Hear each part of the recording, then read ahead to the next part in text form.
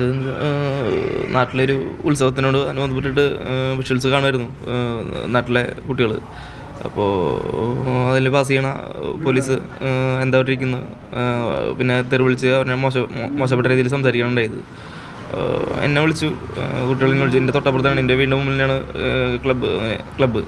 അപ്പോൾ ഞാൻ പുറത്തേക്ക് വന്നിട്ട് കാര്യങ്ങൾ എസ് ഐയുടെ അടുത്ത് ചോദിച്ചറിഞ്ഞു ആൾ നീ ആരാ ചോദിക്കാമെന്ന് ചോദിച്ചിട്ട് എൻ്റെ അടുത്ത് കയർത്തു. അപ്പോൾ ഞാനിവിടുത്തെ യൂത്ത് കോൺഗ്രസിൻ്റെ മണ്ഡലം പ്രസിഡൻ്റാണ്, ഒരു പൊതുപ്രവർത്തകനാണ്, അതുപോലെ ക്ലബിൻ്റെ പ്രസിഡൻ്റാണ്. അപ്പോൾ എനിക്ക് ചോദിക്കാനുള്ളൊരു അധികാരം എനിക്കുണ്ട്. അപ്പോൾ നീ നേതാവ് കളിക്കണ്ട, പിന്നെ നീ ആരായാലും അങ്ങനെ ഒരു ഭയങ്കര തർക്കത്തിനുള്ളിൽ എൻ്റെ കോളർ കയറി പിടിച്ചു. ജീപ്പിൽ കയറാന്ന് പറഞ്ഞു. കയറേണ്ട കാര്യം എനിക്ക് ഇല്ല, തെറ്റ് ചെയ്തിട്ടില്ല പറഞ്ഞു. അപ്പോൾ ആൾ നമ്മൾ പറയണമെന്ന് കൂട്ടാക്കുന്നില്ല, ഒരു കേൾക്കുന്നില്ലൊരു ഭയങ്കര ഒരു പ്രത്യേക ഒരു ഉദ്ദേശമുള്ള വരികളെ പോലെ ഒരു പെരുമാറിയത്. നേരെ അവർ ഷുഹൈർ ഡ്രൈവർ SI കൂട്ടിയിട്ട് ജീപ്പിലേക്ക് കയറ്റി, ബാക്ക് ഡോർ തുറന്നിട്ട് കയറ്റി നല്ല രീതിയിൽ പ്രഷർ ചെയ്തിട്ടാണ് കയറ്റിയത്.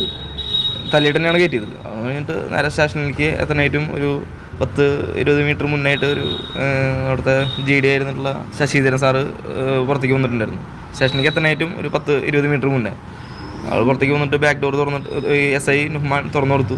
എന്നിട്ട് എന്നെ അടിക്കണ്ടായി, കഴുത്തിനെ അടിക്കണ്ടായി.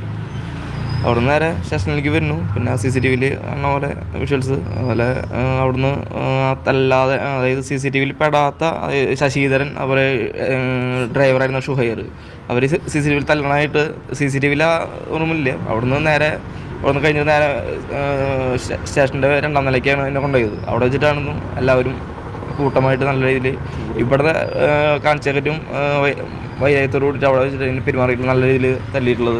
പിന്നെ കാലിൻ്റെ അടിയിലേക്ക് ചൂരൽ കൊണ്ട് ഈ സജീവനും ഈ ഷുഹൈർ മാറി മാറി അടിക്കായിരുന്നു. അതായത് ചുമരിനോട് ചേർത്തി ഇരുത്തിയിട്ട് കാല് നീട്ടി വെച്ചിട്ട് കാലിൻ്റെ അടിയിലേക്കായിരുന്നു ഒരു 15 തവണ അടിക്കും. അത് കഴിഞ്ഞിട്ട് അവിടുന്ന് എണീറ്റ് നിന്ന് ചാടാൻ പറയും. അങ്ങനെ തുടർച്ചയായിട്ട് 3 പ്രാവശ്യം, അത് 45 അടിയോളം പിന്നെ കാലിൻ്റെ അടിയിലേക്ക് അടിച്ചിട്ടുണ്ട് അവർ. അതിന് ശേഷം അവിടുന്ന് പിന്നെ നീ പണിയെടുത്ത് ജീവിക്കില്ല, നീ രാഷ്ട്രീയമായാലും ആരായാലും സഹായിക്കാനായാലും ആരെങ്കിലും കൂട്ടാക്കില്ല, എൻ്റെ പൊതുപ്രവർത്തനം എൻ്റെ ഒരു സമൂഹത്തിലൊരു മോശമായിട്ടുള്ള രീതിയിലുള്ള അതിലേക്ക് അങ്ങനെ എത്തിക്കും എന്നുള്ള ലെവലിലേക്ക് ഇരുന്നവരുടെ സംസാരം. പിന്നെ സെല്ലിലിട്ടു. അവളും വേറൊരു അതൊന്ന് ഇതുണ്ടാവുന്നത് പുലർച്ചെ നമ്മളാണ്. പിന്നെ ഉച്ചയ്ക്കൊക്കെ ആയിട്ട് ഓരോരുത്തർ സാർമാരും മാർമാരും വരുമ്പോഴും നമ്മൾ തന്നെ ചൂഷണം ചെയ്യുന്ന രീതിയിൽ സംസാരം കാര്യങ്ങളൊക്കെ ഉണ്ടായിരുന്നു.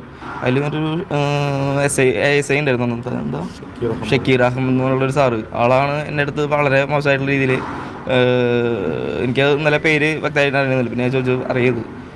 ആളാണ് എൻ്റെ അടുത്ത്, ഞാൻ ഒരു അമ്പലത്തിൽ മേൽശാന്തിയാണ്, അപ്പോൾ നീ ശാന്തി പണി ജീവിക്കില്ല, സമൂഹത്തിൽ എനിക്ക് നല്ലൊരു പേര് ഇമേജ് ഉണ്ടാവില്ല, അങ്ങനെ വളരെ മോശപ്പെട്ട എന്നെ കാപ്പ അടിച്ച് പുറത്തേക്ക് നാട് കടത്തും, അതുപോലെയുള്ള കുറേ കാര്യങ്ങൾ എന്നെ ചൂഷണം ചെയ്യുന്ന രീതിയിൽ പറഞ്ഞിട്ടുണ്ട് ആൾ. പിന്നെ ഇതിൻ്റെ ശേഷം ഈ കേസ് നടന്നുകൊണ്ടിരിക്കുമ്പോൾ ഇപ്പോൾ ഒരു 2 ആഴ്ച മുന്നേ വരെ എന്നെ റൗഡി ലിസ്റ്റിൽ ഉൾപ്പെടുത്തിക്കൊണ്ട് എന്നെ ഫോണിൽ വിളിക്കും, അതുപോലെ വീട്ടിലേക്ക് വരാനുള്ള ലൊക്കേഷൻ അയച്ചു കൊടുക്കാൻ പറയും. 2 തവണ വന്നിട്ടുണ്ട് ഇവർ, പക്ഷേ വീഡിയോ എടുത്തിട്ട് പോയിട്ടുണ്ട്, ഫോട്ടോ എടുത്തിട്ട് പോയിട്ടുള്ളതാണ്.